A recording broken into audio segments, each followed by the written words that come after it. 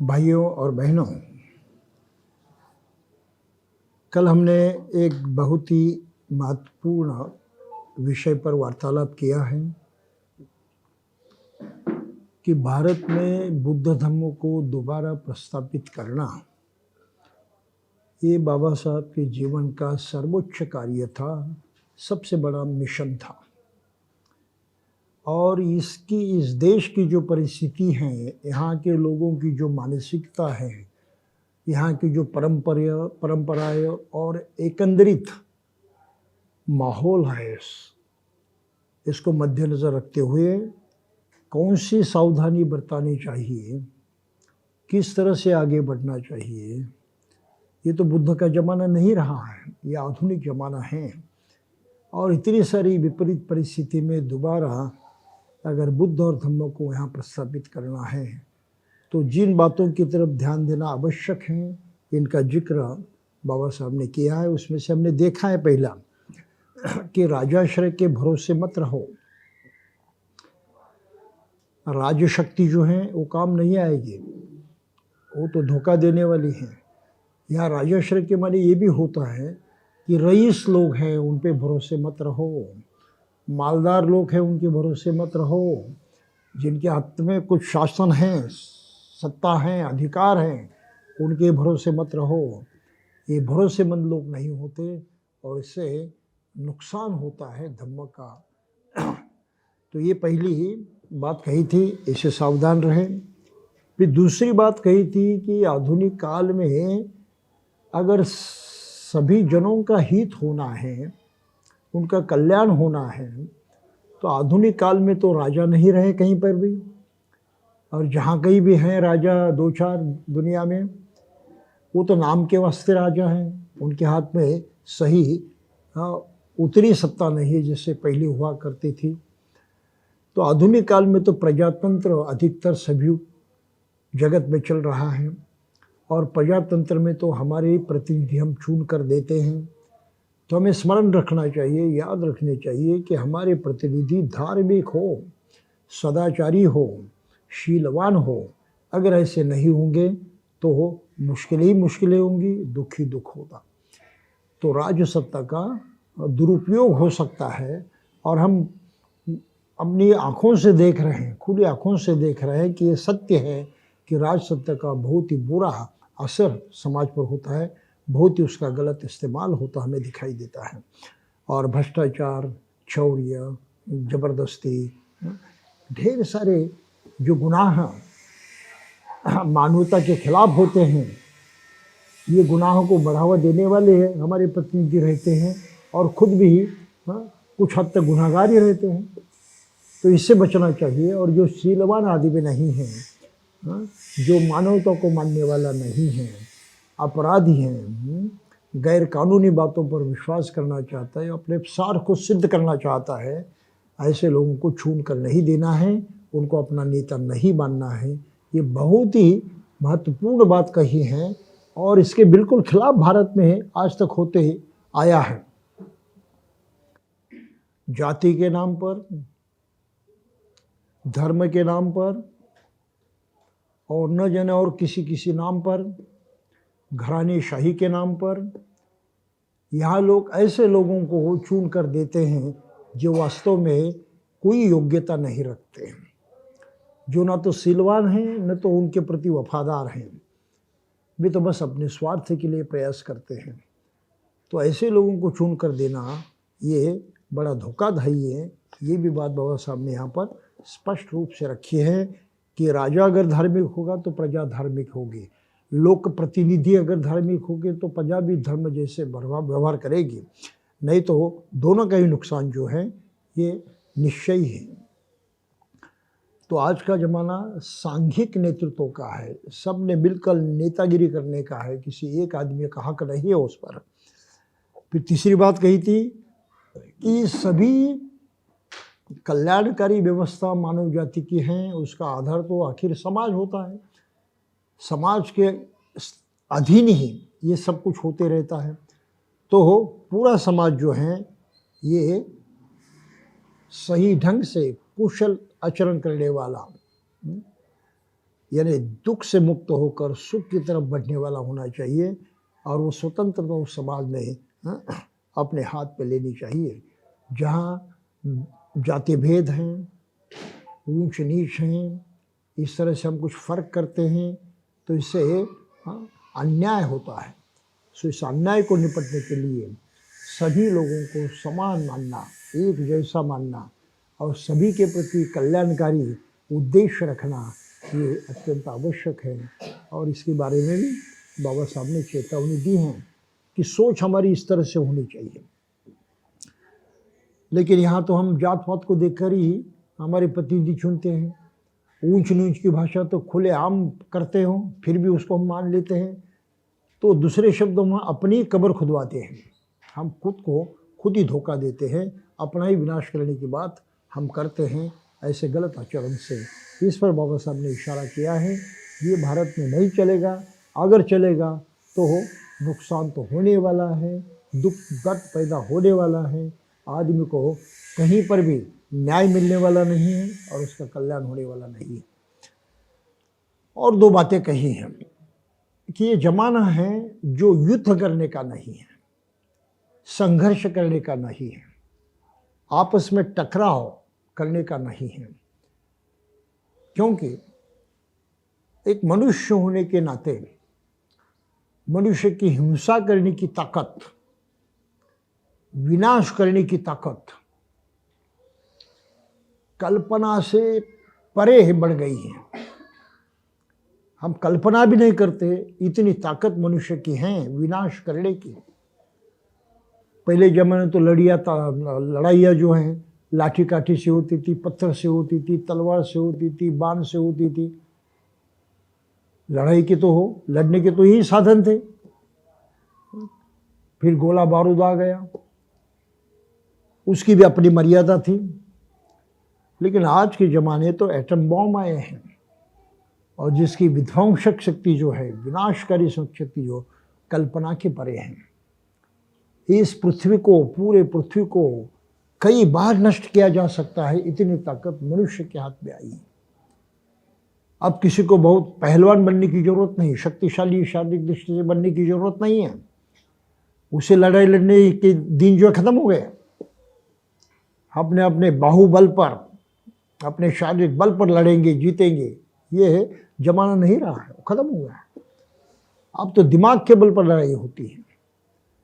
आप शायद लड़ाई के मैदान में होंगे भी नहीं, कहीं आराम से एयर कंडीशन हॉल में रूम में बैठे होंगे और वहाँ से लड़ाई खेलते रहेंगे। बटरी ज़माना है आपको, वहाँ तो शस्त्र सब लगाए हैं, निशाना भी साधने वाले हैं, अचूक निशाना साधने वाले भी शस्त्र बने हैं। तो आज के ज़माने में लड़ाई करके और उनको जीतना और उन पर अमल करना संभव नहीं है। तो इसलिए बाबा साहब ने चेतावनी दी है कि किसी हालत में युद्ध का निषेध होना चाहिए, संघर्ष का निषेध होना चाहिए। हमारे जो प्रश्न हैं, आपसी जो समस्याएं हैं, उनका समाधान ढूंढने के लिए मारकाट की भाषा नहीं करनी चाहिए, तो समझदारी की भाषा करनी चाहिए और शांतिपूर्वक हमारे सभी सवाल जो हैं उनको सुलझाया जाना चाहिए।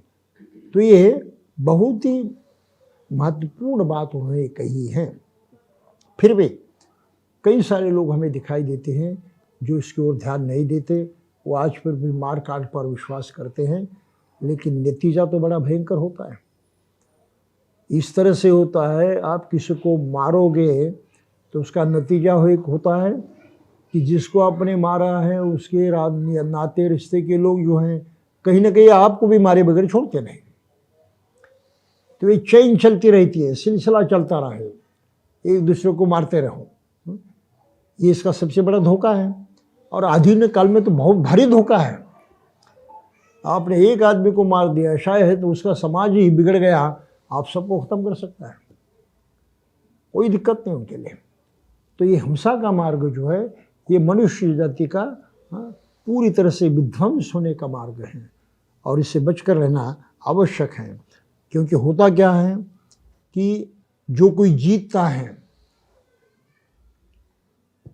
तो जीतने वाला तो खुश होता है, लेकिन जो हारता है वो तो बड़ा दुखी होता है और मन में वो क्रोध कायम रखता है और कौन सी सोच रखता है कि मैं बदला कैसे लूँ, मैं बदला कैसे लूँ। तो बदले की भावना उसमें है, बढ़ जाती है, वो अपनी ताकत को बढ़ाते रहता है और बदला लेने में आगे बढ़ता है।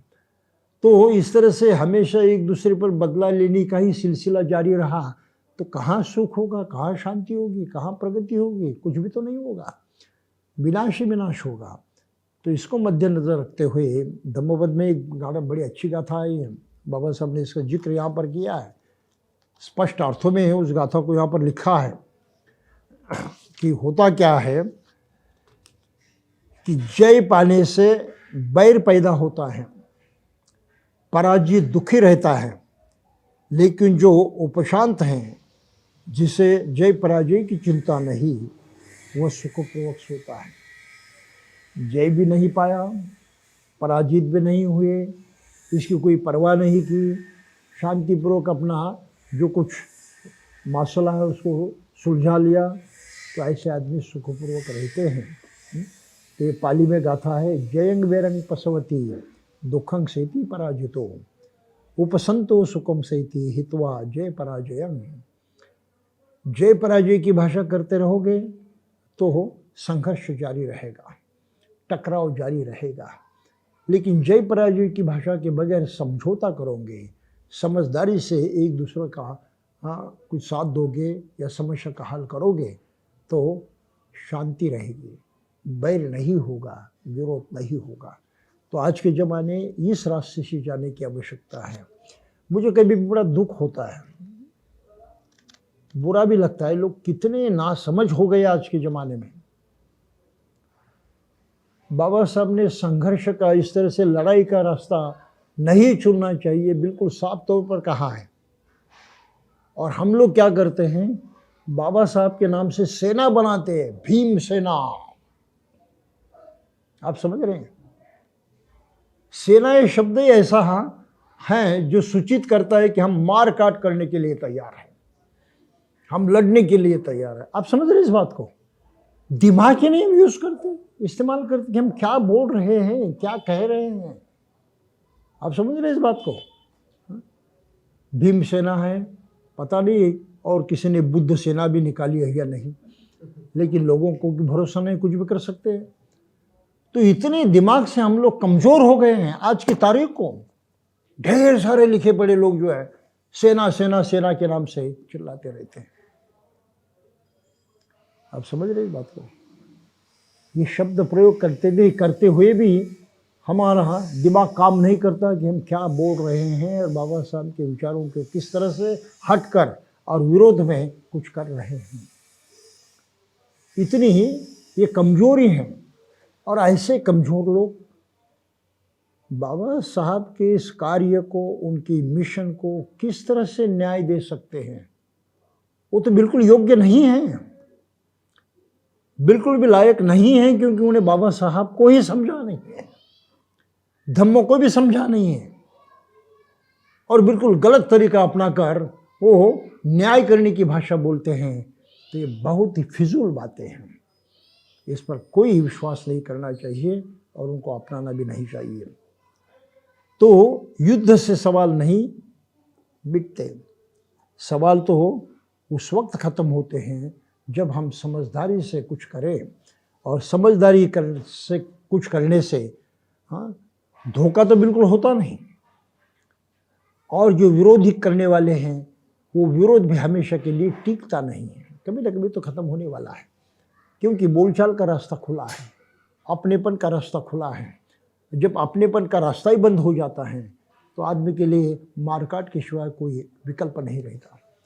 तो ये और एक बात बाबा साहब ने कही है कि आज के ज़माने में दिल खोल कर बात करें,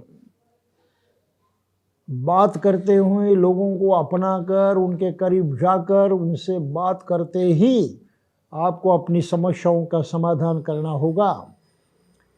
दूसरे गलत रास्ते से जाना आज के ज़माने में बिल्कुल धोखादायी है, और वो हमें कभी चुनना नहीं चाहिए। तो अंत में वो कहते हैं, यहाँ का शीर्षक कुछ अलग है, लेकिन इसमें हम किस तरह से अपनी समस्याओं का समाधान करें, हम किस तरह से हमारे जो झगड़े हैं मनुष्य होने के नाते एक दूसरे से कई कारणों से होते हैं, उनको कैसे शांत करें। तो उसके लिए उन्होंने बहुत ही महत्वपूर्ण सूत्र जो बुद्ध ने सिखाया है और जो बुद्ध धम्म का एक मजबूत खंबा है। बाबा साहब कहते हैं बुद्ध धम्म का एक मजबूत खंबा है जिसको मैत्री और करुणा कहते हैं। इस सूत्र को यहाँ पर उन्होंने लिखा है और जाते जाते हमें देखना चाहिए कि इसके जरिए क्या हो सकता है। अगर इस सूत्र का अवलंब किया तो लोग एक दूसरे से जुड़ जाते हैं, उनमें अपनापन बढ़ता है, एक दूसरे के प्रति मैत्री और करुणा होती है, तो एक दूसरे के खिलाफ कुछ करने की इच्छा ही नहीं होती। जो कुछ करना चाहेंगे वो एक दूसरे के हित के लिए और सुख के लिए ही करेंगे। इतनी ताकत इस सूत्र में है और इसको पाली भाषा में करणीय मित्र सूत्र कहा है या मित्र सूत्र कहा है और बुद्ध धम्म के पालन के लिए ये नितांत आवश्यक माना गया है कि हम मैत्री पूर्वक ही व्यवहार करें। तो पूरा सूत्र बहुत ही शानदार है। तो क्या कहते हैं कि शांति चाहने वाला आदमी, हर आदमी शांति चाहता है क्योंकि सुख तभी होता है जब शांति होती है। शांति नहीं तो सुख नहीं होता। सुख तो हर आदमी चाहता है और सुख प्राप्त होने के लिए शांति का होना जरूरी है। तो शांति चाहने वाले हर आदमी के लिए आवश्यक है कि वो योग्य तरह से सिद्ध हो, सीधा सरल व्यवहार करे, मृदुभाषी हो, कोमल स्वभाव का हो, अभिमानी न हो, संतुष्ट रहने वाला हो और अपने जीवन सही तरीके से चलाने वाला हो। ये तो बिल्कुल व्यावहारिक बातें हैं। हर आदमी वैसे इसी तरह से हो सकता है, कर सकता है। वो हल्की फुल्की वृत्ति वाला, इंद्रियों पर विजय पाने वाला, बुद्धिमान हो, अप्रगल्भ हो, योग्य व्यवहार करने वाला हो तथा कभी छोटे से छोटा भी कोई ऐसा खराब काम न करे जिसकी पंडित लोग निंदा कर सकें। बिल्कुल सरल बात है कि हम बिल्कुल सरल हो जाए, सीधा व्यवहार करें। हर कार्य करते हुए जीते वक्त जो कुछ करेंगे उसमें हमारी ये सरलता जो है, सीधापन जो है, ये कमज़ोर न हो। सभी प्राणी सुखी रहें, सभी का कल्याण हो, सबल हो या दुर्बल हो, बड़े हो या छोटे हो, दृश्य हो या अदृश्य हो, पास रहने वाले हो या दूर रहने वाले हो, उत्पन्न हो चुके हो या उत्पन्न होने वाले हो, सभी प्राणी शांत रहे, सुखी रहे। सभ्य सत्ता सुखी होन्तु। सभी प्राणी सुखपूर्वक जिए। केवल हम अपने सुख की अपेक्षा न करें, क्योंकि हम अकेले नहीं जीते और सभी को दूर रखते हुए हम शून्य में नहीं जीते। अपना ही अपना जीवन नहीं होता। अपना जीवन हर तरह से दूसरों पर निर्भर होता है। हर तरह से हम परावलंबी हैं। मनुष्य जन्म ग्रहण करता है तब से वो परावलंबी हैं। वो बच्चा सभी इंद्रियों को पाकर तो जन्म पाता है, लेकिन अपनी इंद्रियों का इस्तेमाल करते हुए जीवन नहीं जी सकता। वो काबिल नहीं होता उस वक्त। मनुष्य जीवन जीने की योग्यता उसमें आने के लिए कई साल लगते हैं, कई साल उसको दूसरों पर निर्भर रहना पड़ता है, अपने पर नहीं। अगर ऐसे बच्चों को छोड़ दिया जाए अकेला, मर जाएगा वो, जिंदा नहीं रहेगा। तो वास्तविक हमारा जीवन ही अपने पैरों पर खड़े करने की ताकत ही इतने लंबे समय से आती हैं, जिस समय के दौरान हमें औरों पर अवलंबित होना पड़ता है, औरों की सहायता पानी पड़ती है। उनके जरिए ही हम वास्तविक जिंदा रह सकते हैं, जीवन को पा सकते हैं। ये हकीकत है, ये सच्चाई है। तो अगर हमारा जीना, जीवित रहना ही औरों पर निर्भर है, हर तरह से उनकी सहायता हमें आवश्यक है, तो क्या आगे बड़े होने के बाद हम उनसे दुश्मनी करें, हम उनसे विरोध करें? आगे चलकर ढेर सारी तरह से हम औरों पर अवलंबित हैं। हमें सिविक लाइफ जी रहे हैं, हम गृहस्थ जीवन जी रहे हैं, घर बार बसा रहे हैं, उसमें सारी व्यवस्थाएं कर रहे हैं, लेकिन यह सभी व्यवस्थाएं हम चला रहे हैं? नहीं। हमारी घर की ढेर सारी व्यवस्थाएं जो हैं, ये चलाने वाले और लोग हैं, हम जानते नहीं उनको, लेकिन उनके न होने से हमारा घर बार भी संभव नहीं होता। हम खुद तो अपना घर नहीं बनाते, वो बनवाने के लिए भी दूसरे लोग लाने पड़ते हैं, मजदूर लाने पड़ते हैं, आर्किटेक्ट लाना पड़ता है, ढेर सारी चीज़ें लानी पड़ती हैं। क्या हम करते हो? और सहायता औरों की नहीं मिले तो नहीं हो सकता है। फिर आगे जो चलते रहते हैं, हमारी परंपरा चलती रहती है, दिनचर्या चलती रहती है। घर में बिजली होना जरूरी है, लेकिन बिजली हमारे घर में कायम आती रहे तो इसके लिए काम करने वाले ढेर सारे लोग हैं ना।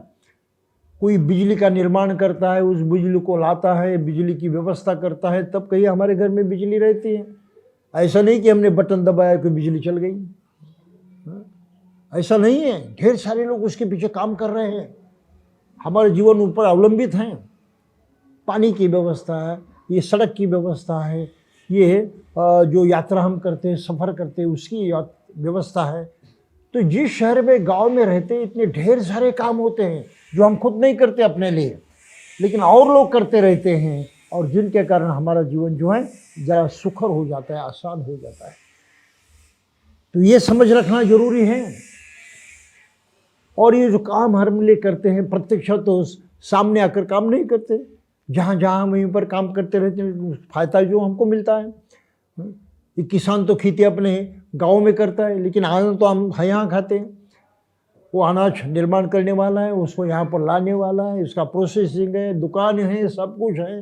हाँ, ये इतने सारे लोग इतनी सेवा करते हैं, तब वो अन्न जो है, अनाज जो है हमारे घर में आता है। तो इतनी जो प्रक्रियाएं चल रही हैं जगत में, ये प्रक्रिया हमको ये सबक देती हैं, ये दिखा देती हैं कि तुम अकेले नहीं जी सकते, तुम्हारा जीवन और सभी लोगों पर निर्भर है। अगर ये सत्य हैं तो क्या हम ऐसे लोगों को नीच मान सकते हैं, बुरा मान सकते हैं? उनको हम हमेशा डांटते रह सकते हैं? नहीं। वो मदद करते तो उनके प्रति इज्जत होना जरूरी है। हमारे मन में उनके प्रति एक उत्तरदायित्व की भावना, अनुग्रह की भावना, कृतज्ञता जिसे कहते हैं, ये होना। समाज में, भारत में ही जो लोग पूरी तरह से इसके खिलाफ बर्ताव करते हैं और लोगों को ऊंच और नीच समझते हैं, ये बहुत ही धोखादायी बात है। भारत में ही जातिवाद है और कहीं नहीं है। लोगों को ऊंचा नीच मानने की परंपरा यहीं पर है, और नीच माने जाने वाले लोगों को दुख देने की, उन पर अन्याय अत्याचार करने की परंपरा यहीं पर है। इन सभी परंपराओं से मुक्त होना है, उस मानसिकता से मुक्त होना है। तो हमें यह सबक सीखना चाहिए कि सभी प्राणी सुखी हों, सभी के सुख की कामना हमें करनी चाहिए, सबके हित की कामना हमें करनी चाहिए, और उनके प्रति हमारा व्यवहार भी उसी तरह से हो जिससे उनको कोई दुख ना पहुँचे। अगर हमने और उनको दुख नहीं पहुँचाया तो हमें कोई दुख पहुँचाने वाला नहीं है। जैसा करोगे वैसा भरोगे, ये होता है।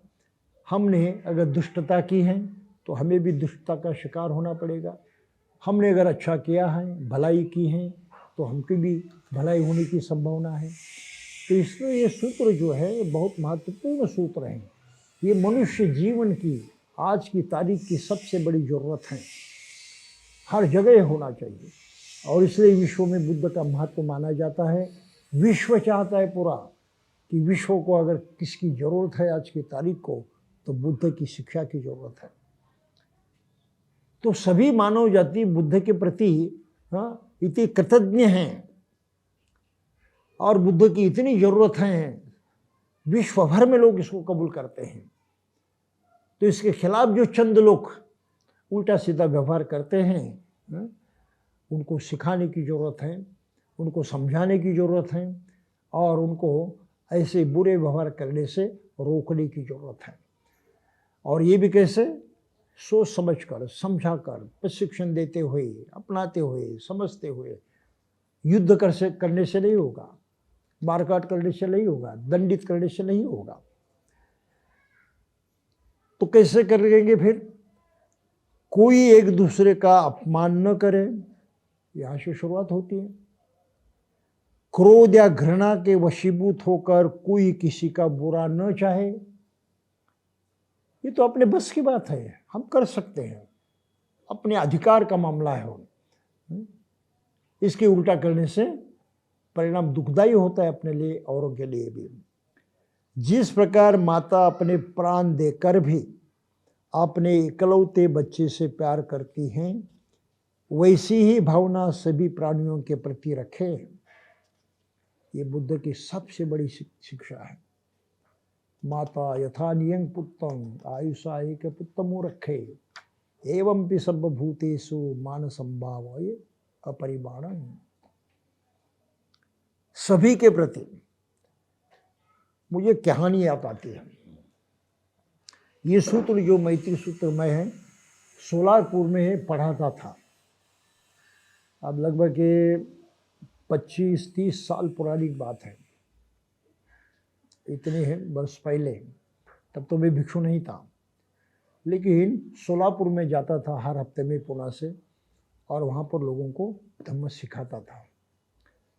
तो वहाँ एक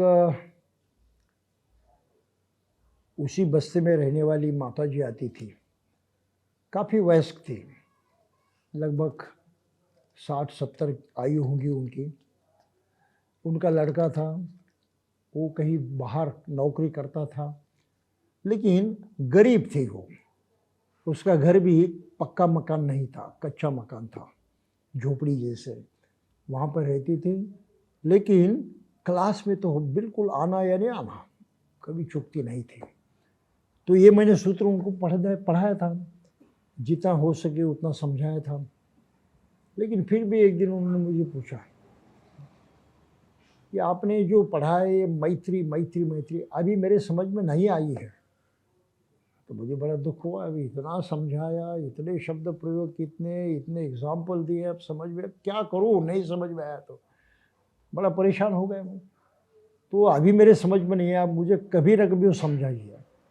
मैं समझ ही नहीं पा रहा था कि मेरे पास जितने शब्द थे सब तो मैंने कहे थे, हर तरह से उसको समझाने की कोशिश की थी, फिर भी नहीं समझे ये मैत्री भावना क्या होती है। बड़ा परेशान रहा मैं कुछ दिनों तक, सोचते सोचते सोचते ही रहा। और एक दिन अचानक से ध्यान में आ गया, बस हम उसको समझा सकते हैं। फिर जो अगली बार वहाँ पर गया तो उन्होंने सवाल पूछा, क्या मुझे मैत्री भावना दोबारा समझाएंगे, मेरे समझ में नहीं आया।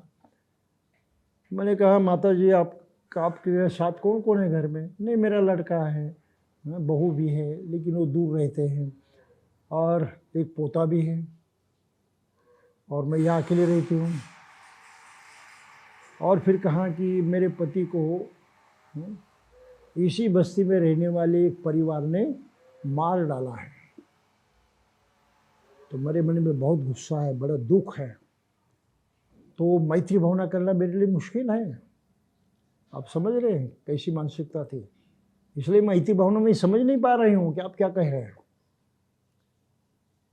इस बैरी के प्रति मैं कैसे मैत्री बढ़ाऊं, किस तरह से उस भावना का अनुभव करूं, इसलिए मेरे समझ में नहीं आता। बहुत गंभीर मामला था और मैं बड़ी सोच में पड़ा था। जब मैंने पूछा तो क्या तुम्हारा पोता कभी आता है तुम्हारे पास, वो कहते हैं बिल्कुल आता है। तो मुझे सिर्फ इतना बताइए कि जब पोता तुम्हारे पास आता है तो तुम उससे कैसा व्यवहार करती हो। तो उसने कहा मुझे बड़ा आनंद होता है, बड़ी खुशी होती है, हाँ? मैं इसको गले लगाती हूँ, चूमती हूँ मुझसे, फिर उसके मुंह पर इस तरह से हाथ फेरती हूँ और इस तरह से अपने जो उंगलियां हैं ऐसे करती हो। तो मैंने कहा उस वक्त तुमको जो लगता है वही मैत्री भावना है। अपने पोते के प्रति जो अनुभूति होती है, जो भावना होती है, उसी तरह की भावना हर प्राणी के प्रति करने की ताकत ये मैत्री भावना है। वो इतनी खुश हो गई, इतनी खुश हो गई, बिल्कुल समझ में आया। तो मैंने कहा अभी बैरी के बारे में ठीक है, मैं यही करने की कोशिश करूँगी। मेरा तो पति मर गया, वो तो वापस आने वाला नहीं है, लेकिन इसको मारने से मुझे क्या मिलने वाला है। अगर वो ठीक से जिंदा रहा और मुझसे भी अच्छा व्यवहार करने लगा तो मुझे अच्छा ही लगेगा। तो इस तरह से उसके मन में इतना भारी परिवर्तन हो गया, इतनी खुश हो गई। गरीब तो बिल्कुल थी, 1 रुपया था, उसने ऐसे रखा था, मराठी में कनवटी कहते हो, ऐसे कमर के इसमें छिपा कर रखते हैं। 1 रुपया था उसके पास, वो रुपया उसने निकाला और मुझे वहाँ पर दान दे दिया। तो उस 1 रुपये का मूल्य, उस दान की कीमत कितनी भारी थी देखिए। बहुत वर्षों तक तो मैंने संभाल कर रखा, लेकिन पता नहीं कहाँ गया। आखिर वस्तु है, कहीं खाएगा हो जाती है, लेकिन वो जो भावनाएं बड़ा महत्व रखती है।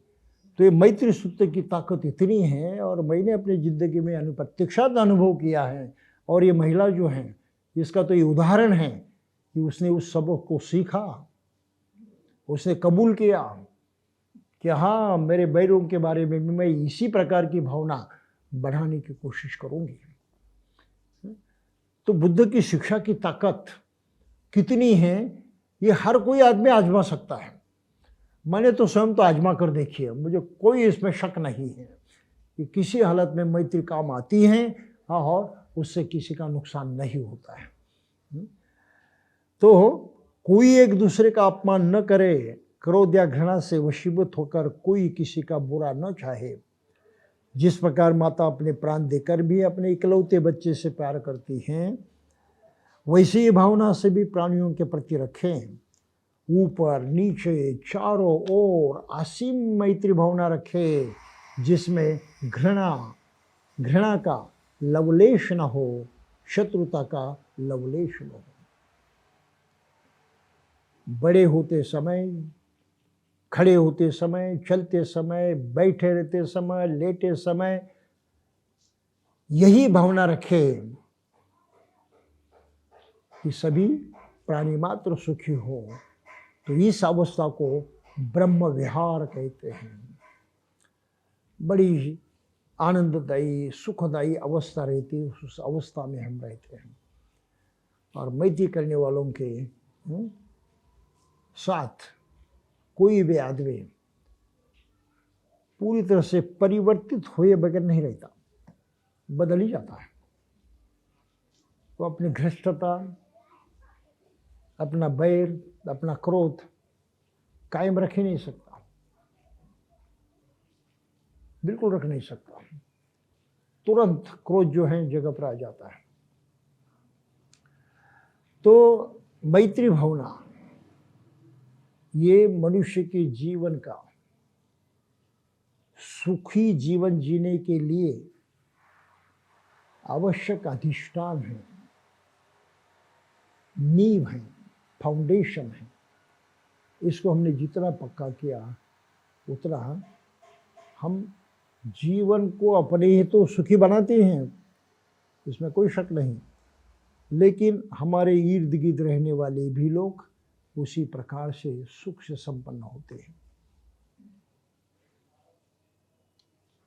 घृणा नहीं होती, ईर्ष्या नहीं होती, विरोध नहीं होता, हरदम उस पर हम काबू करते हैं। तो कहीं एक कहानी याद आ रही है,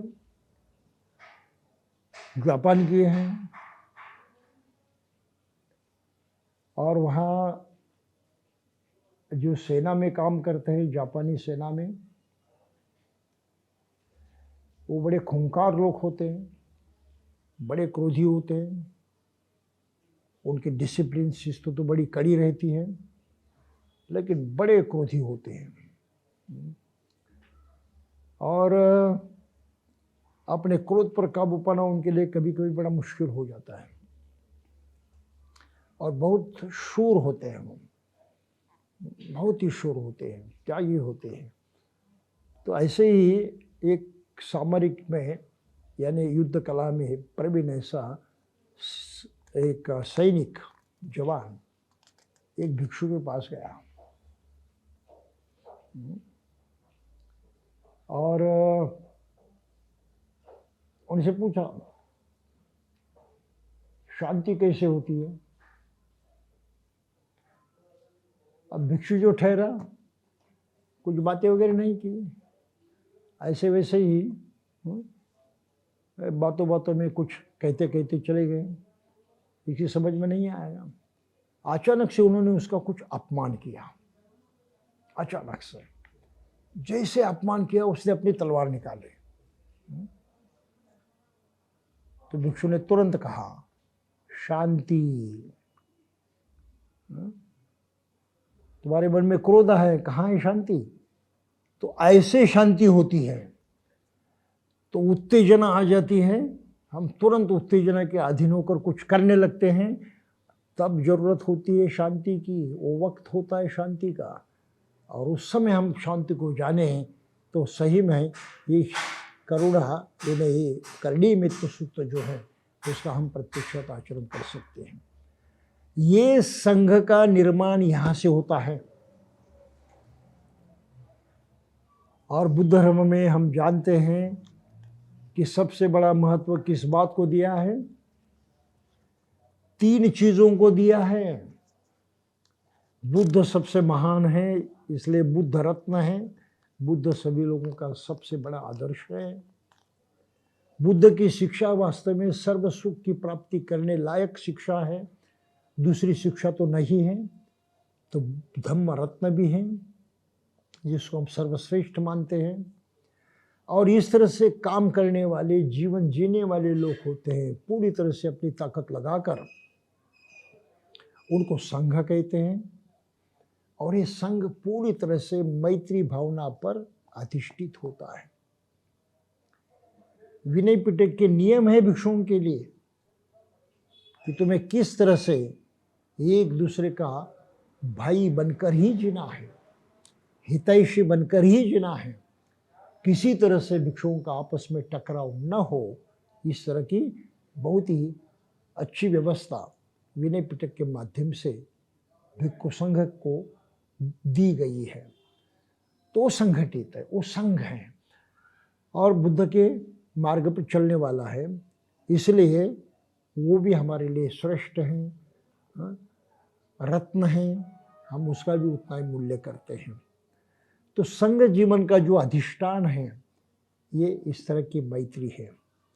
और इस मैत्री पूर्ण व्यवहार से खुद वो धम्म का बड़े गहराई से पालन करते हैं, कड़ाई से पालन करते हैं, पालन करने की कोशिश करते रहते हैं, खुद में उस तरह से सुधार लाने का हरदम प्रयास करते रहते हैं और इस तरह से एक दूसरे से बिल्कुल मैत्री भावना की दृष्टि से व्यवहार करते हैं। ये आदर्श बुद्ध ने स्थापित किया है, ये मुख्य आदर्श है। अभी आज के ज़माने में इस तरह से अगर भिक्षु आपको रहने वाले बर्ताव करने वाले नहीं दिखाई देती हैं तो समझिए कि कुछ गलत हो रहा है इनके बारे में। बुद्ध की शिक्षा वैसे नहीं है, लेकिन ये है उसके काबिल नहीं हो सकते, ऐसा भी है। तो ये बड़े कड़ाई का जीवन है, कष्टदायी जीवन है, हाँ? बड़े ताकत के साथ उसको जीना पड़ता है। भिक्षु होना तो कठिन नहीं है, आसानी से भिक्षु बन सकता है, लेकिन प्रत्यक्ष जीवन को निभाना, उस तरह से अपनी जीविका को चलाना बड़ा मुश्किल हो जाता है। हर दम आपको सावधानी से समय गवाना, जीना पड़ता है सावधानी से। हर दम जो कुछ करेंगे अपने हाथों से, जो कुछ होगा, तुरंत आपका दिमाग जो है जगह पर होना चाहिए कि क्या कर रहा हूँ, सही है या गलत है, बुद्ध की शिक्षा के अनुसार या उसके खिलाफ है। इतनी सावधानी हमेशा बरतनी पड़ती है और ये सबसे कठिन काम है, सबसे मुश्किल काम है कि मनुष्य हर दिन सावधान रहने की कोशिश नहीं करते। तो इस तरह से संघ का संगठन किया गया है और उपासकों को ये कहा गया है कि इस संघ का आदर्श देखते हुए, उनका उदाहरण देखते हुए वे किस तरह से व्यक्तिगत जीवन जी रहे हैं और किस तरह से सामूहिक जीवन एक संघ के नाते जी रहे हैं, उसको समझे, उसको परखे, जाने और उस तरह से खुद भी व्यवहार करने की कोशिश करें। तो आम समाज वो है संघ जैसा संगठित हो जाता है, संघ जैसे मिलनसार हो जाता है, संघ जैसी एकता जो है उसे स्थापित हो जाती है। तो बौद्ध समाज कब एक हो सकता है, उसमें एकता कब आ जाती है? अगर बौद्ध समाज ने उपासक उपासिका, ये हम कहते हैं, उन्होंने इस तरह से सोचा, इस तरह से अपने मन को उन्होंने प्रशिक्षित किया कि भिक्षु संघ का उदाहरण हमें देखना है और उसके अनुसार प्रत्यक्षात व्यवहार करने की कोशिश करनी है, तब बौद्ध समाज का संगठन हो जाता है। और सिर्फ उन्हीं लोगों का संगठन हो जाएगा जो प्रत्यक्षात धम्म का आचरण करने की कोशिश करते हैं। नाम के वास्ते बौद्ध नहीं कर सकते, उनको बौद्ध कहना भी गलत है और उनसे इस प्रकार की अपेक्षा करना भी गलत है। तो आज की तारीख को बौद्ध समाज के बारे में लोग कुछ सोचते हैं, वो सोच कितनी गलत है। देखिए, जो प्रत्यक्षात बुद्ध धर्मों को अपनाए ही नहीं, उसका स्वीकार ही नहीं किया, उस तरह से अपने द्वारा जीवन चलाने की कोई चेतना भी उनमें नहीं है, केवल जन्म के कारण खुद को बौद्ध कहलाते हैं और हम उनको बौद्ध समझते हैं। ये सबसे भारी गलती है, सबसे भारी गलती है और इस गलती को सुधारना आवश्यक है। भाई बुद्ध जैसे बनना है तो उनका तो स्वीकार करना चाहिए, समझना चाहिए क्या है बुद्ध, कैसे है बुद्ध। अपने को उसी तरह से सुखी बनाना है तो उन्होंने जो कुछ सिखाया है, समझाया है, वो तो समझना चाहिए, वो भी तो सीखना चाहिए और उस प्रकार प्रत्यक्षात करना भी चाहिए। ये बुनियादी बातें, ये मूल काम जो है, ये कई बगैर हम प्राप्ति कौन से कर सकते हैं? कुछ भी तो नहीं। तो मुझे बड़ा दुख होता है आज की तारीख को बौद्ध समाज की तरफ देखते हुए कि ढेर सारे लोग, मेजॉरिटी, बहुसंख्यक लोग इस तरह से खुद को गुमराह किए हुए हैं। बौद्ध न होने के बावजूद भी खुद को बौद्ध समझते हैं और फिर बौद्ध समाज की बातें करते हैं, उनका सही गलत होना इस पर चर्चा करते हैं, विवाद करते हैं। हाँ? इसका कोई मूल्य नहीं, कोई कीमत नहीं। पता नहीं, लिखे पढ़े लोग भी नहीं समझ पा रहे। बाबा साहब ने जिन बातों को समझाया है, भाई पहले तो बौद्ध बनो, बुद्ध की शिक्षा को समझो। जन्म के साथ वो शिक्षा तो किसी के दिमाग में होती नहीं, वो पढ़ाई तो जन्म के साथ नहीं होती है, उससे पहले भी नहीं होती है। कुछ समझदारी आती हैं तब कुछ हम सीख सकते हैं, बचपन में नहीं सीख सकते, छोटे बच्चे रहने के कारण। इतना भी विचार, इतनी भी सोच बौद्ध में नहीं है। और एकदम से कहते जन्म से बौद्ध तो बौद्ध है। अरे भाई, कि दिमाग खराब तो नहीं हुआ तुम्हारा? और फिर वो आपस में लड़ते हैं, ऐसा होना चाहिए, वैसा होना चाहिए, ये करना चाहिए, वो करना चाहिए। खुद तो करने के लायक है ही नहीं, खुद समझते नहीं क्या करना चाहिए। और फिर केवल बहस से बहस करते हैं, विवाद ही विवाद करते हैं, और समाज में ढेर सारे संभ्रम फैलाते हैं। ये मुश्किलात हैं। तो बुद्ध का संघ समझने के लिए आदमी का स्वयं बौद्ध होना जरूरी है, जानबूझकर। और फिर बुद्ध का संघ जिस तरह से जीवन जीता है, बड़े प्रयास करते हुए, बड़ी कोशिश करते हुए, धम्म की शिक्षाएं जो है उनको अपनाने की कोशिश करता है, उस पर अमल करने की कोशिश करता है। शील का पालन कड़ाई से करने की कोशिश की जाती है, ध्यान साधना करने की कोशिश की जाती है, मन में सुधार लाने की कोशिश की जाती है। तो ये कोई आसान काम नहीं है, ये बड़ा कठिन काम है। फिर भी इस कठिन काम को अपनाते हुए कुछ लोग भिक्षु बन जाते हैं, घर बार छोड़ देते हैं, और अपने स्वयं को एक व्यक्ति के नाते पूर्णत्व की तरफ आगे बढ़ने की कोशिश करते हैं। तो उनकी देखा देखी गृहस्थी चलाने वाले लोगों ने भी प्रयास करने चाहिए। अरे ये अगर 10 शील का पालन करते हैं, उनके हाथों से होता है, तो हमारे लिए पंचशील मुश्किल क्यों लगे? सीधी सी बात है ना। तो लोग कहते पंचशील का पालन करना भी बड़ा मुश्किल है। मुश्किल तो है, इसमें कोई शक नहीं। अगर करना ही नहीं चाहते तो मुश्किल ही मुश्किल है, हर चीज मुश्किल है। अगर करना चाहते हैं तो कोई मुश्किल नहीं है, हर चीज आसान है। तो करने की इच्छा होना, ये जिद होना, ये बहुत महत्वपूर्ण बात है। और हम दीक्षा लेते हैं तो इस जिद को अपनाते हैं, उसका स्वीकार करते हैं, और इसको हो प्रयोग करते हुए मुझे आगे बढ़ना है। इस तरह से हम बौद्ध बनते हैं, उस जीवन मार्ग पर चलने लगते हैं। ये हकीकत है। तो इसी को लेकर बुद्ध ने संघ का आदर्श स्थापित किया। और बाबा साहब ने जो कहा है अंत में कि हमारा कर्तव्य है मैत्री करुणा के भाव को लेकर हम इस दुनिया में जहाँ रहते हैं वहाँ उसी प्रकार का वातावरण निर्माण करें जो मैत्री और करुणा से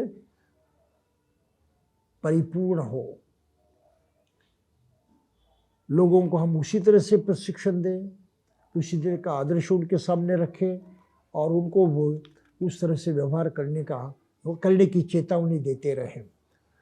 तो संघर्ष के दिन नहीं है, इस तरह से आपस में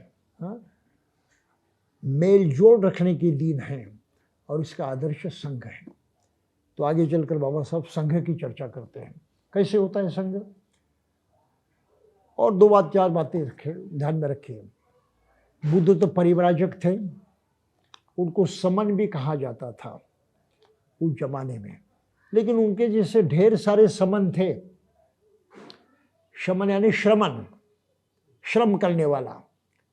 ये खुद ही अपने को उत्क्रांत करने के लिए, अपने में परिवर्तन लाने के लिए श्रम करते हैं, कोशिश करते हैं, इसलिए को श्रमण कहा है। श्रम करने वाले हैं, बाहर के श्रम नहीं, अपने को ही नए ढंग से बनाने की कोशिश करते हैं, तो इसलिए समन कहा जाता है। और वो कोशिश करते वक्त वो अकेले पूरी तरह सभी बातों को छोड़कर पूरी तरह से अपने पर ही जोर देते हैं,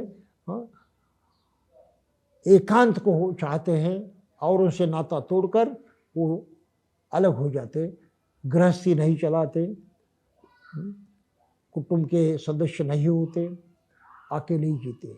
जिसने घर बार छोड़ा और अपने को इस तरह से कुछ बनाने की, अपने में परिवर्तन लाने की कोशिश की, उसको श्रमण कहते हैं। तो बुद्ध के ज़माने से पहले से श्रमण परंपरा चलती आ रही है। लेकिन श्रमण वो उस वक्त ऐसे हुआ करते थे, जानते तो कुछ नहीं थे, खुद ही खोज में ही निकल पड़ते थे। तो फिर किसी गुरु की तलाश में जाते थे, कोई गुरु मिल जाता है तो उससे कुछ सीखने की कोशिश करते थे, पसंद नहीं आया तो उसको छोड़ देते थे और कहीं दूसरी जगह जाते थे, वो भी पसंद नहीं आया तो छोड़ देते थे और कहीं जाते थे। नहीं तो अपने मन से किसी प्रकार की शारीरिक यातना है जिसको तपश्चर्या कहते हैं, ऐसी तपश्चर्या करने में अपना समय लगाते थे। तो उनका कोई संगठन नहीं था, वो अलग अलग थे, उनकी परंपराएं अलग अलग थी। एक गुरु होता था, उसकी परंपरा जब तक ये चलती थी, बाद में ख़त्म हो जाती थी। दूसरा गुरु होता था, उसकी परंपरा चलती थी, ख़त्म हो जाती थी।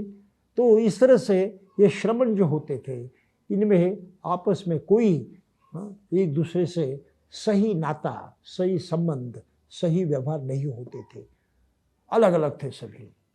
ऐसे श्रमणों को इतिहास काल में सर्वप्रथम बुद्ध ने संगठित किया।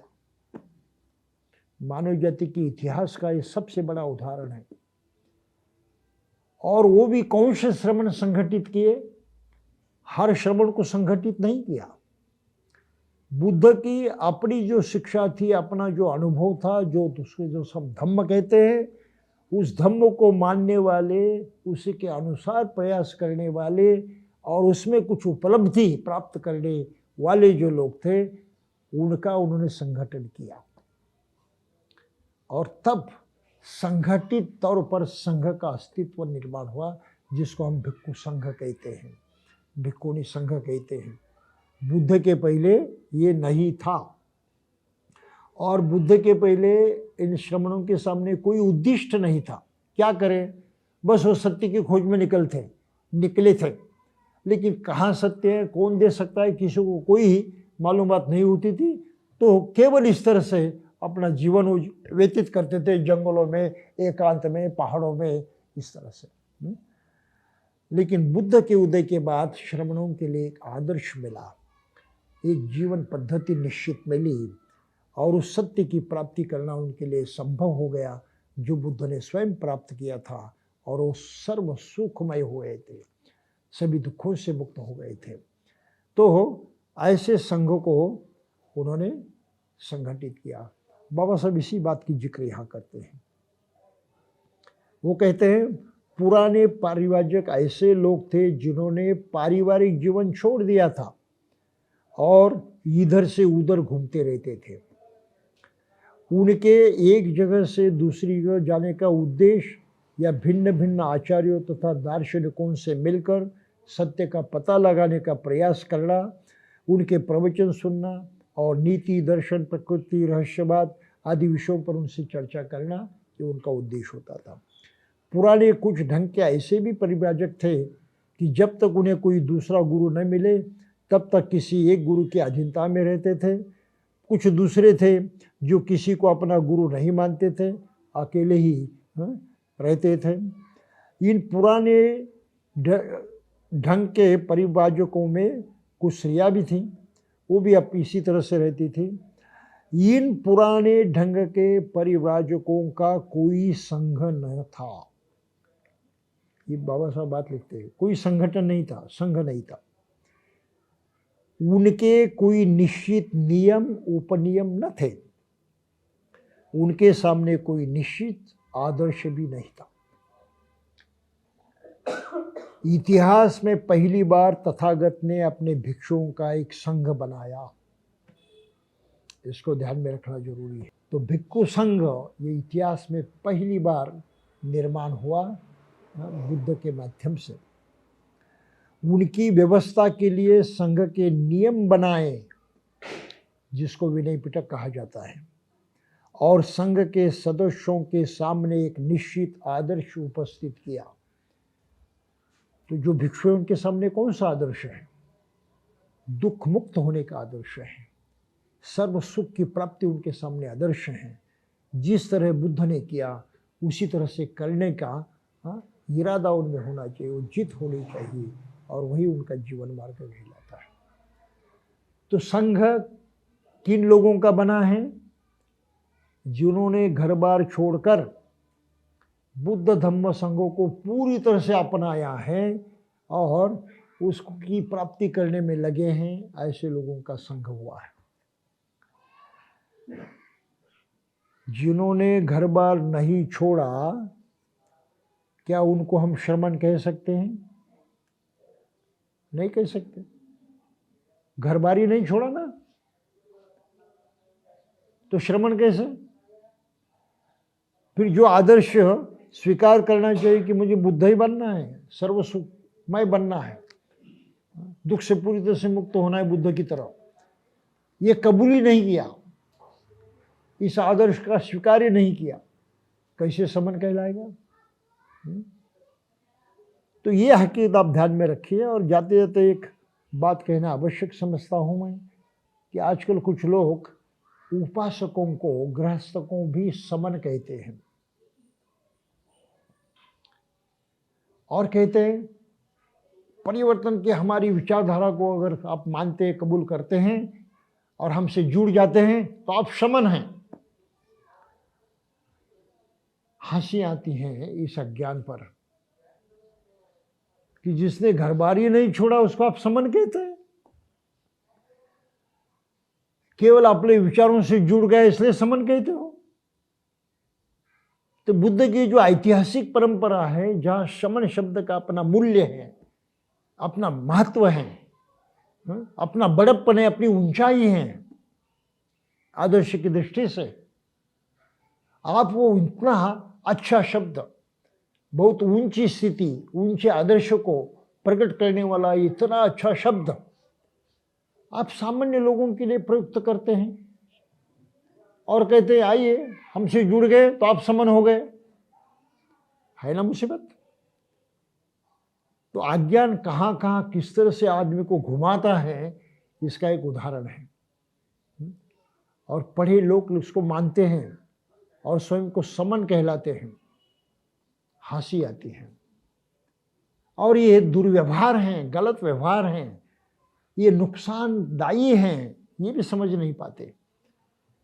क्योंकि शब्द की अपनी जो गरिमा है, अपना श्रेष्ठत्व है, बहुत ऊंचा आदर्श है उस शब्द का, उसको आप नीचा दिखाते हैं, बिल्कुल सामान्य कर देते हैं। तो क्या इसको भी अच्छा आचरण कहा जाना चाहिए? नहीं हो सकता। तो ऐसी बहुत सारी बातें हैं जिन पर हम चर्चा कर सकते हैं, लेकिन चर्चा करने का ये वक्त नहीं है। हमें ये समझना आवश्यक है कि संघ केवल बुद्ध ने किया, उससे पहले किसी ने नहीं किया।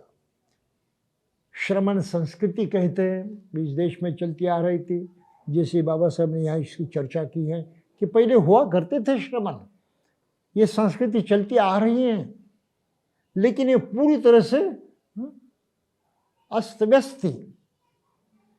कोई इसमें आदर्श नहीं था, कोई इसमें रहन सहन के नियम नहीं थे, कोई उनके लिए शिस्त नहीं थी, विनय की कोई धारणा नहीं थी। पूरी तरह से टूटे फूटे अलग अलग ऐसे लोग थे। लेकिन बुद्ध ने पहली बार उनको संगठित किया और विनय के नियम दिए कि आपने आपस में किस तरह से व्यवहार करना चाहिए, और बहुत कड़े नियम हैं। उस नियमों को समझना भी बहुत ही आवश्यक है। लेकिन एक बात वही थी कि बुद्ध ने अपने संघ में प्रवेश देने के लिए सभी के लिए अपने दरवाजे खुले रखे थे। कोई विशेष आदमी को प्रवेश मिलेगा, दूसरे को नहीं, ये अवस्था नहीं थी। जो आदमी हैं, जो महिला हैं, पुरुष हैं, संघ में आना चाहते हैं, चाहे वो कैसे भी हो, वो मनुष्य इतना ही समझकर उनको संघ में दाखिल किया जाता था। बहुत बड़ी बात थी। इससे बड़ा क्रांतिकारी विचार और सभी प्राणियों के प्रति ये विशाल हृदय से किया गया मैत्रीपूर्ण व्यवहार और कहीं नहीं था। ये बुद्ध ने प्रस्तावित किया और मनुष्य जाति को अपनी गरिमा की, अपनी श्रेष्ठता की, कि हम क्या बन सकते हैं, कहाँ पहुँच सकते हैं, इसका आदर्श भी उन्होंने दिया है। उससे पहले कोई नहीं था। लेकिन आज की तारीख को बहुत सारे लोग बुद्ध की इस गरिमा को, इस असलियत को समझ नहीं पाते। वो अपने पुराने वक्तों में उलझे हुए रहते हैं और इसका कारण अभी ध्यान में लेंगे हम और फिर इस प्रवचन को समाप्त करेंगे। कारण यूँ है कि बचपन से आदमी औरों पर अवलंबित होने के कारण जो और लोग जो कुछ करते हैं, करने के लिए कहते हैं, सिखाते हैं, हाँ, बस वही आदमी लेता है और वो बच्चा बड़ा हो जाता है। औरों से सुनी हुई बातों पर ही वो भरोसा करता है और लोग जिस तरह से व्यवहार करते हैं उसको ही वो अपनाता है और बढ़ता है। लेकिन दिमाग तो हो अलग ढंग से बढ़ता है। छोटा होता है तो सोच ज़्यादा नहीं होती, सोच विचार करने की ताकत नहीं होती, सही क्या है गलत क्या है समझने की ताकत नहीं होती। लेकिन एक समय आ जाता है, ऐसी आयु को हम प्राप्त होते हैं जहाँ सही गलत हम समझने लगते हैं, अच्छा बुरा हम समझने लगते हैं और हमारी चाह क्या है, हम कुछ नहीं चाहते ये भी समझने लगते हैं। तो ये समय है जब दिमाग सही ढंग से काम करने लगता है और फिर उस दिमाग का इस्तेमाल करते हुए हमें बर्ताव करना चाहिए। पहले कुछ बातें सीखे हैं, उसको अभी परखना है, सही या गलत है, अच्छी या बुरी है। अगर सही है, अच्छे हैं, तो उसको कायम रखना है, छोड़ना नहीं। और फिर उस तरह की बातें और समझने के लिए आगे बढ़ते रहना है, यानी सीखते रहना है, समझते रहना है। लेकिन जो बातें गलत महसूस होती हैं, अरे ये गलत हैं, ये ठीक नहीं है, ये बुरी हैं, तो उसको छोड़ना पड़ता है। तो ये छोड़ने की आदत जो है ये मनुष्य में बहुत कमजोर होती है। पुरानी बातों को पकड़ कर रखते हैं और छोड़ना नहीं चाहते। छोड़ी नहीं उन बातों को तो आप आगे बढ़ नहीं सकते, आप नई शिक्षा प्राप्त नहीं कर सकते। तो सीखने के दो ढंग होते हैं। जो अच्छा सीखा है उसको बढ़ावा देना एक ढंग होता है और जो बुरी बातें सीखी है उनको छोड़ देना, भूल जाना, ये दूसरा सीखने का ढंग होता है। इसके लिए अपनी भाषा में अच्छे शब्द नहीं हैं, लेकिन इंग्लिश भाषा में तो शब्द प्रयोग हैं उसके लिए बिल्कुल जबरदस्त। वो कहते हैं लर्निंग, यानी सीखना, समझना, जानना, और अनलर्निंग ये दूसरा शब्द है। जो गलत सीखा है, जो गलत समझा, छोड़ देना। आप समझ इस बात को? भारत के लोग यहां कमजोर हैं, मेजॉरिटी कमजोर हैं। यहां स्कूल में पढ़ाएंगे, महजब नहीं सिखाता आपस में बैर रखना, सिखाते हैं ना, बच्चे तो मेहनत कर लेते हैं, टीचर भी उनको समझाते हैं। घर आने पर सीखते हैं कि मेरी जाति ये है, उसकी जाति वो है, मेरा धर्म ये है, उसका धर्म वो है, वो मेरा शत्रु है, ये मेरा विरोधी है, ये मेरा बैरी है। तो ये जो घर में सिखाया जाता है उस बच्चे को उसको छोड़ना चाहिए या नहीं? जब समझ आती है तो, सोच विचार करने की ताकत आती है तो उसको छोड़ना चाहिए या नहीं? लेकिन ये सिखाया नहीं जाता। घर के लोग जबरदस्ती कहते मानना ही पड़ेगा, छोड़ नहीं सकते तुम। और ये अकल का मारा छोड़ना नहीं चाहता। फिर तो अपने देश में मूर्ख लोगों की संख्या जो अधिक है, इसका कारण ये है। मंदिरों में पत्थर ही होता है, निर्जीव पदार्थों का ही वहां अस्तित्व होता है। उनको हम सर्वसंपन्न, सर्व ताकतवर, विश्व निर्माता, ईश्वर मानते हैं, उनकी पूजा करते हैं, उनसे मांगते रहते हैं, ढेर सारी संपत्ति उनको दान में देते हैं, ये समझते हुए कि पत्थर पत्थर हैं, निर्जीव पदार्थ निर्जीव हैं। ये तो गलत है इस तरह का व्यवहार करना, लेकिन पढ़े लिखे लोग भी उसको मानते हैं, वही करते हैं। गलत साबित हुआ, गलत है मालूम हुआ, लेकिन वो छोड़ने की, अनलर्निंग, जो सही अर्थ से सीखने की प्रक्रिया होती है, ये प्रक्रिया का ये अंग जो है वो छोड़ देते हैं, पूरी तरह से छोड़ देते हैं। ये मुसीबत अपने देश में है, इसको जरा ध्यान में रखिए। ढेर सारे संत थे, चिंतक थे, तत्वज्ञानी थे, उन्होंने इस पर प्रकाश डाला, लोगों को समझाया कि गलत है, ऐसा मत करें, लेकिन लोग सीखे नहीं, आज भी सीखना नहीं चाहते, ये हकीकत है। और ऐसे निर्जीव बातों के लिए वे औरों से दुश्मनी करते हैं। जो लोग उनके कहीं ना कहीं काम आते हैं, उन पर इनका जीवन अवलंबित होता है, ये भूल जाते हैं, उनसे भी दुश्मनी करने लगते हैं। तो समाज में शांति कैसे रहेगी? परस्पर विश्वास कैसे होगा? एक दूसरे की भलाई कैसे होगी? असंभव है। तो जो हमने गलत सीखा है उसको छोड़ने की ताकत हमें आनी चाहिए, तब हम अपनी बुद्धि का सही ढंग से इस्तेमाल करते हैं, ऐसा उसका अर्थ होगा, नहीं तो नहीं। और ये हर आदमी ने करना चाहिए, ये शिक्षा का होना आवश्यक है। पुरानी बातें हैं, मैं उसको ही चिपक कर रहूंगा, नहीं चलेगा। ये गलत है, नहीं गलत है। तो मनुष्य को क्या चाहिए?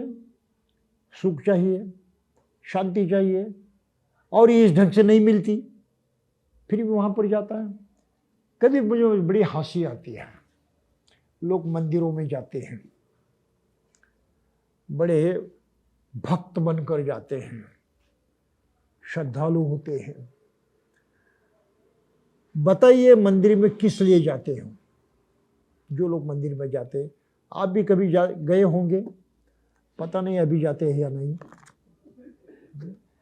कम से कम हमने देखा तो है। और लोग जाते हैं, क्यों जाते हैं हमको मालूम है, क्यों जाते हैं?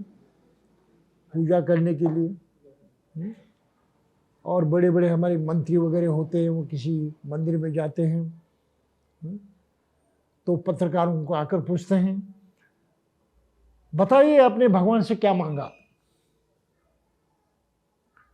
पूछते हैं ना, हम टीवी पर तो ये बातें सुनते हैं। आपने मुख्यमंत्री ने पंढरपुर जाकर अगर पूजा की तो तुरंत पत्रकार उनसे पूछते हुए क्या मांगा आपने भगवान से, पूछते हैं ना। मतलब इसका ये है, जो जाता है अंदर मांगने के लिए जाता है, ये सही है। सुख चाहिए, अपनी समस्या कथन करते हैं, ये दुख है, जरा भगवान उसको दूर करो, मुझे ये चाहता, मेरी ये चाहत है, मेरी इच्छा पूरी करो, बस यही होता है ना। तो मंदिर में जाकर आदमी मांगता है, ये सही है। मंदिर के सामने भिखारी बैठते हैं, वो भी मांगते हैं। बताइए वो किसके पास मांगते हैं? भिखारी किसके पास मांगते हैं? आने जाने वाले जो लोग होते हैं उनके पास मांगते हैं। तो क्या हम उन भिखारियों को मूर्ख समझें कि इतना शक्तिशाली ईश्वर वहां बैठा है, इतने सारे लोग उसके पास मांगने के लिए आते हैं, और तुम ऐसे गधे हो कि तुम आने वालों से मांगते हो?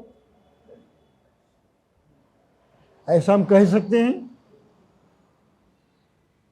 ये कहना सही होगा? बिल्कुल नहीं। ये भिखारी बिल्कुल अक्लमंद है, होशियार है। वो सही जानते हैं कि पत्थर कुछ देने वाला नहीं है, लेकिन उसके पास जाने वाला कुछ ना कुछ देगा, तो इसके पास ही मांगना सही है। बरसों तो मंदिर के सामने बैठते हुए भिखारी कभी ईश्वर से कुछ नहीं मांगते,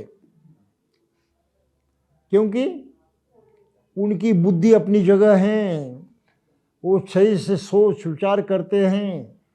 लेकिन वहाँ मांगने के लिए जाने वाले जो स्वयं को बहुत बुद्धिमान कहते हैं, बहुत होशियार कहते हैं, बहुत प्रगत लोग कहते हैं, अच्छे ऊंचे लोग कहते हैं, ये तो ऐसे भिखारी हैं जिनकी समझ में नहीं आता कि किससे भीख मांगे। कुछ समझ रहा है इस बात को? ये गौर करने की बात है, सोच विचार करने की बात है। तो ऐसे बहकाव में हमें बिल्कुल नहीं आना चाहिए। हमें सही रास्ते पर अग्रसर होने की हिम्मत रखनी चाहिए। जो बुद्ध ने हमको दी हैं, अपने दिमाग का इस्तेमाल करो, अपने दृष्टि का इस्तेमाल करो। जो सही है उसको सही पहचानो, पत्थर को पत्थर ही समझो, ईश्वर मानने की आवश्यकता नहीं है। तो इस तरह से दृढ़तापूर्वक जीवन जीने वाले का एक संघ बुद्ध ने निर्माण किया, एक मनुष्य समाज उन्होंने निर्माण किया, और उनके माध्यम से आम जनता के सामने उन्होंने बहुत तगड़ा आदर्श जो प्रस्तुत किया है। इतना ही नहीं, तो उदाहरण दिखाकर उन्हें ये चेतावनी दी है कि तुम भी कर सकते हो। देखिए, तुम में से ये लोग हैं, कर रहे हैं, बाहर के लोग नहीं है, पराये नहीं है, तुम में से हैं। अगर तुम में से कुछ लोग कर सकते हैं, तो क्या तुम नहीं कर सकते? बिल्कुल कर सकते हैं। तो इतनी भारी उत्तेजना देने की कोशिश बुद्ध ने संघ को निर्माण करते हुए मनुष्य जाति को दी है। तो आज बस इतना ही समझेंगे, यहीं पर रुकेंगे। जय भीम।